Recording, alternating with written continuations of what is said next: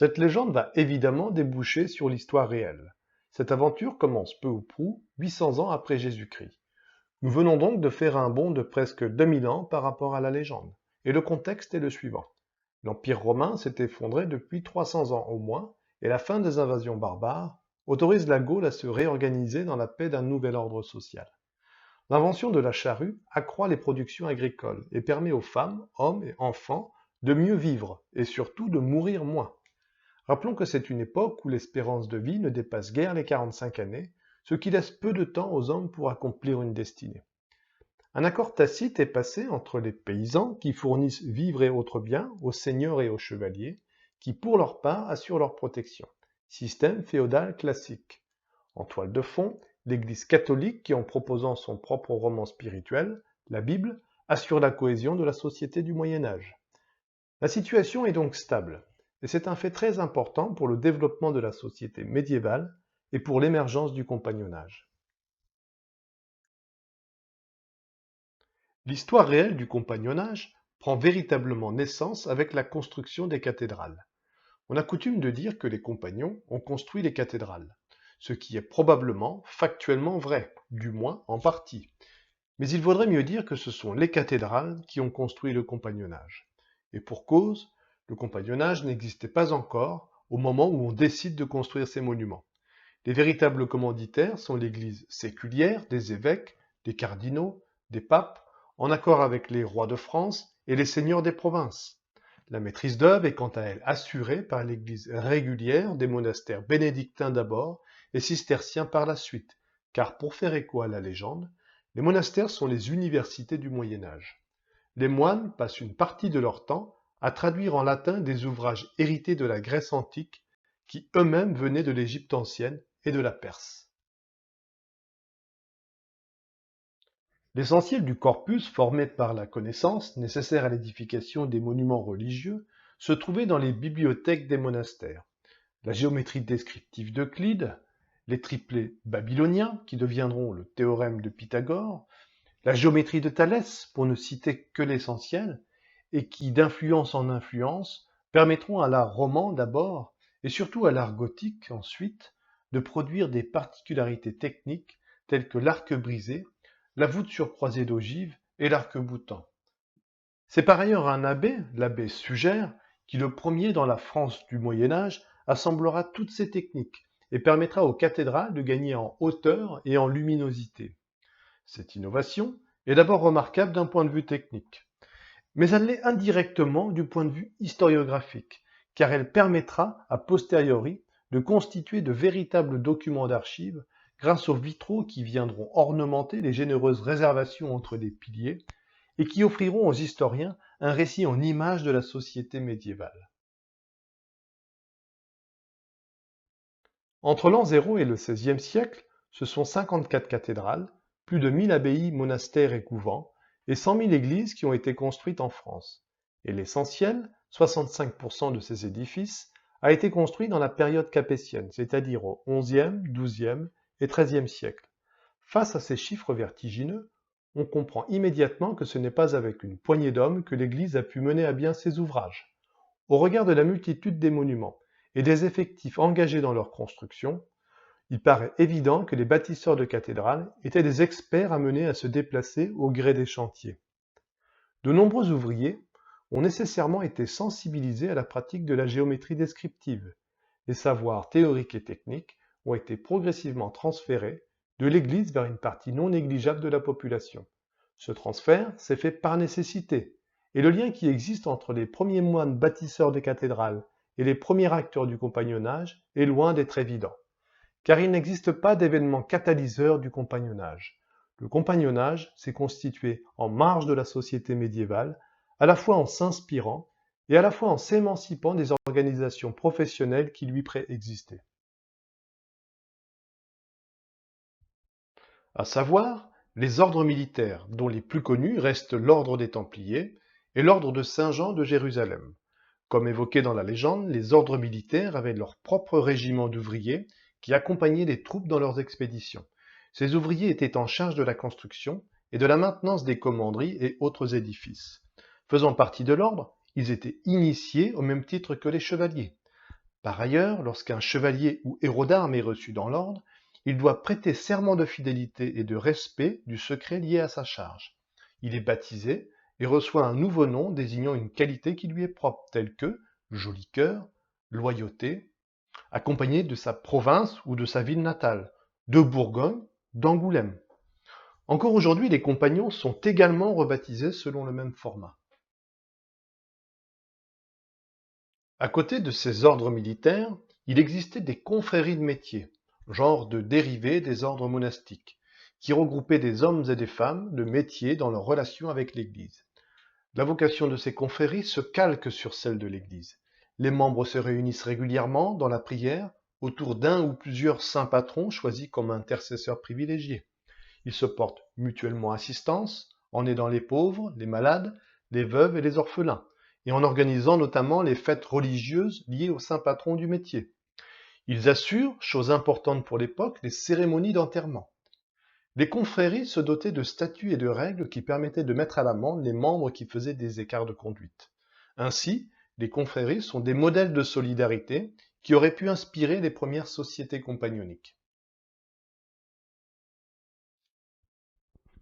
Parallèlement, il existait des communautés de métiers, qu'on appellera plus tard des corporations de métiers. Elles s'organisaient à l'échelle des villes et des communes et devaient préalablement se faire reconnaître par l'institution monarchique. Elles constituaient en ce sens des intermédiaires incontournables dans le corps social.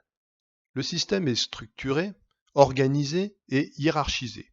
En témoigne le livre des métiers commandé par le roi Louis IX, Saint Louis, et rédigé en 1268 par le prévôt de Paris, Étienne Boileau.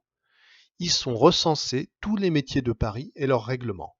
Ce livre définirait dorénavant le cadre dans lequel ces professions pourraient exercer. À la tête de ces communautés se trouvaient des jurés constituant une jurande, élue pour une durée déterminée. Leur mission était de représenter et de défendre les droits de ses membres. Ces communautés étaient composées d'apprentis qui, à l'issue d'une période qui pouvait durer entre 2 et 12 années, devenaient des valets, équivalent du salarié d'entreprise.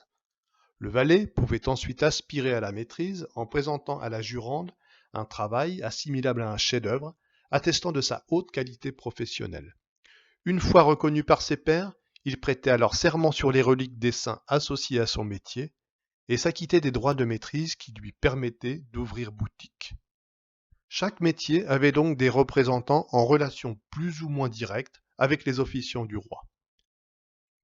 Mais à partir du XVe siècle, les corporations ont commencé à établir des monopoles, accordant des privilèges territoriaux à leurs administrés. L'accès à la maîtrise est grandement facilité pour certains et rendu difficile pour d'autres. La plupart des valets ne pouvaient dès lors pas prétendre à la maîtrise. La connivence entre les jurés et les maîtres, il faut comprendre entre élus et entreprises, allait rapidement verrouiller le système corporatif qui progressivement succombe à la corruption. Toutefois, il faut apporter des nuances au tableau. Le système corporatif a le mérite de proposer un cadre d'apprentissage qui intègre une perspective d'évolution sociale.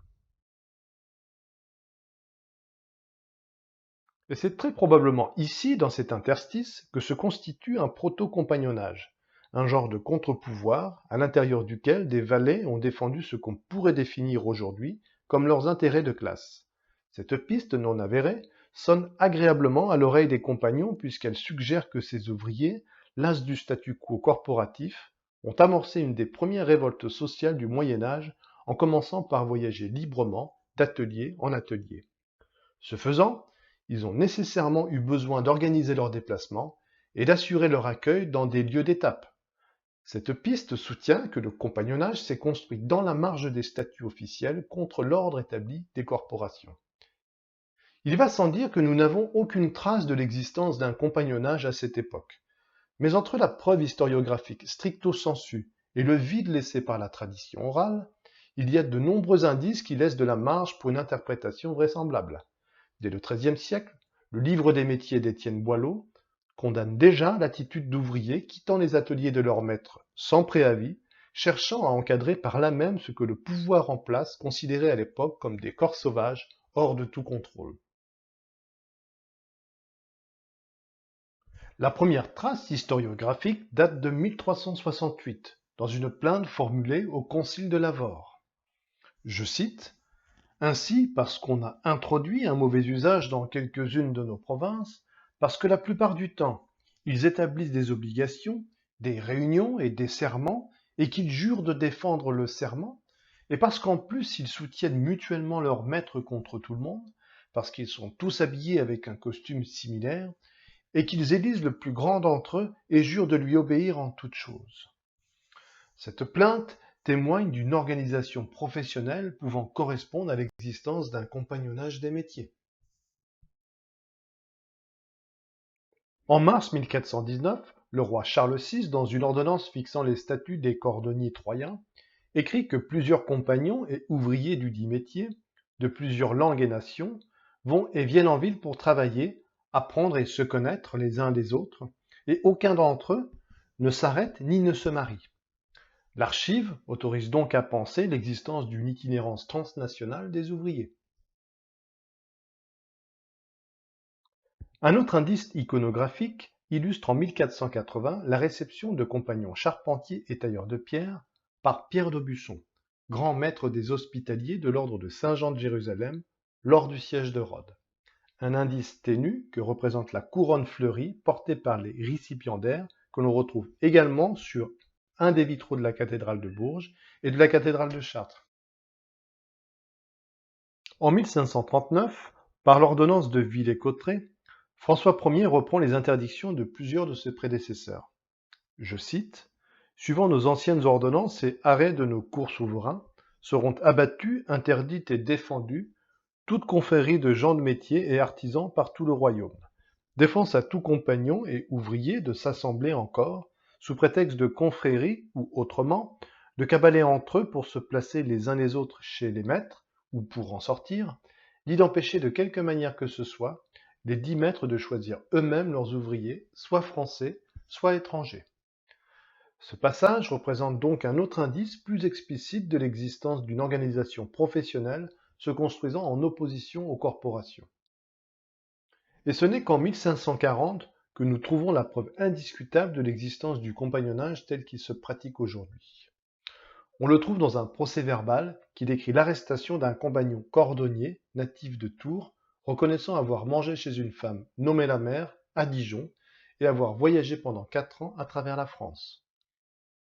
Il va sans dire que le compagnonnage n'est pas tombé du ciel un beau matin d'hiver 1540. Pour ressembler à celui qui est décrit dans ce procès-verbal, ce compagnonnage a nécessairement maturé pendant plusieurs siècles. À partir de cette date, voilà ce qu'on peut supposer. Le compagnonnage continue dès lors de se construire en toute discrétion hors du champ institutionnel. Un réseau d'accueil se fait alors de plus en plus performant. Le compagnon qui voyage est assuré d'être accueilli le plus souvent dans des auberges dont l'adresse est communiquée secrètement.